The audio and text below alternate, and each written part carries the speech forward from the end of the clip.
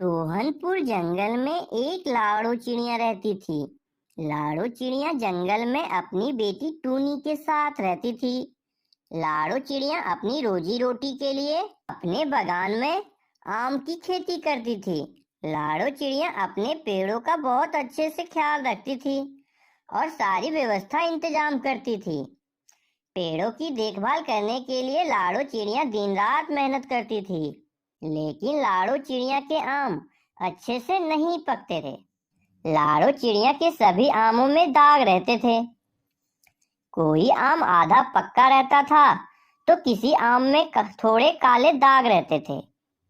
अगर कोई आम अच्छे से पकता तो उसमें कीड़े रहते थे। लेकिन लाड़ो चिड़िया के आम अच्छे से नहीं उगते थे। कोई आम आधा पक्का तो कोई आम आधा कच्चा रहता था। लाड़ो चिड़िया जब अपने बागान के आम को तोड़कर बाजार में बेचने के लिए जाया करती तो सभी ग्राहक उसे खरीदने के बारे में नहीं सोचते थे और दूसरे दुकान पर चले जाते थे। लाड़ो चिड़िया के आम को कोई नहीं खरीदता था। लेकिन जब लाड़ो चिड़िया किसी के पास आम बेचने के लिए जाती तो ग्राहक लाड़ो चिड़िया से कहते, अरे लाड़ो चिड़िया, इतने खराब आम तुम कहाँ से उठा कर लाती हो? इनको तो कोई नहीं खरीदेगा। इसे तो कबाड़ी वाले भी नहीं खरीदेंगे, तो मैं क्या खाद खरीदूंगी? अरे ले जा तोता, तुम एक बार आम को चख कर तो देखो, बहुत स्वादिष्ट आम है। एक बार आम खाओगी तो बार बार खाने का मन करेगा। बहुत ही मीठे आम हैं, इतने मीठे कि शक्कर भी फीका लगने लगे इसके सामने। अरे लाड़ो चिड़िया, ये तो तब जब आम देखने में अच्छा होगा। अब ये देखने में ही खराब दिख रहे हैं, तो इसे कौन खाएगा? आम को देखकर ही सभी ग्राहक। लाड़ो चिड़िया निराश होकर बाजार से घर आ जाती है। अब तो लाड़ो चिड़िया के लिए हर साल की यही कहानी बनती जा रही थी। लाड़ो चिड़िया के आम रखे रखे सड़ जा रहे थे, जिस वजह से लाड़ो चिड़िया पर कर्ज बढ़ते जा रहे थे। लाड़ो चिड़िया के घर सभी कर्जदार कर्ज मांगने के लिए आने लगे। उन्हीं कर्जदारों में से एक सेठ काला कौआ था। काला कौआ का खुद का आम का बागान था जो बहुत बड़ा था। काला कौआ के आम बहुत ही अच्छे उगते थे, जिस वजह से काले कौए के आम बाजार में सबसे महंगे बिकते थे। एक दिन काला कौआ लाड़ो चिड़िया के घर आता है और लाड़ो चिड़िया से कहता है, लाड़ो चिड़िया, तुम मेरे बागान में काम करो, नहीं तो तुम्हारी हालत बहुत खराब हो जाएगी। वैसे भी तुम आधे से ज्यादा कर्ज में डूबी हुई हो। अब तो तुम्हारे लिए पेट पालना भी मुश्किल हो जाएगा। इसीलिए मेरे बागान में आकर काम करो, जिससे कि तुम्हारा घर का सारा खर्चा चल सके। नहीं तो तुम्हें रोड पर आने से कोई भी नहीं बचा पाएगा। कालू कौए, मेरी इतनी भी दिन खराब नहीं हुई है कि मुझे तुम्हारे बागान में आकर काम करने की जरूरत पड़ेगी। मैं अभी भी अपने घर को और बागान को अच्छे से चला सकती हूँ। तुम्हारी मुझे कोई जरूरत नहीं है। चले जाओ मेरे घर से। काले कौवे को अपनी बेइज्जती देखकर उसे बहुत गुस्सा आता है और वो कहता है, लाड़ो चिड़िया, ये बेइज्जती मैं आज रखूंगा। तुम भी एक बात याद रखना, अगर तुमने एक हफ्ते में मेरे पैसे रिटर्न नहीं किए तो मैं तुम्हारा ये घर भी छीन लूंगा।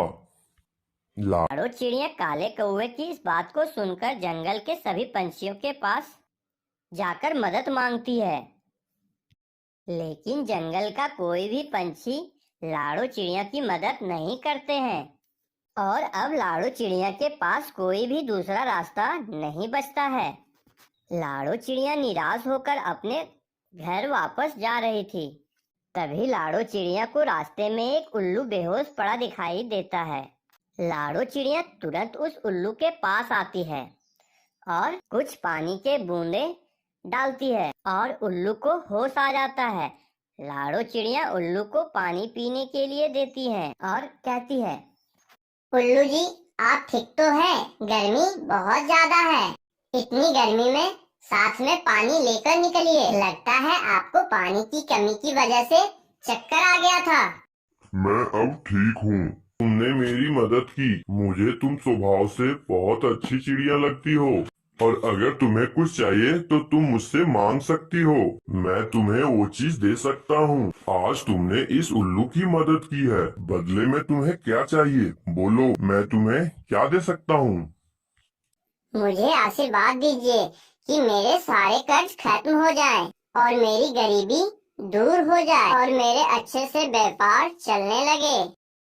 मेरा आशीर्वाद तुम्हारे साथ है। ये लो, इस बीज को तुम अपने बागान में लगा देना।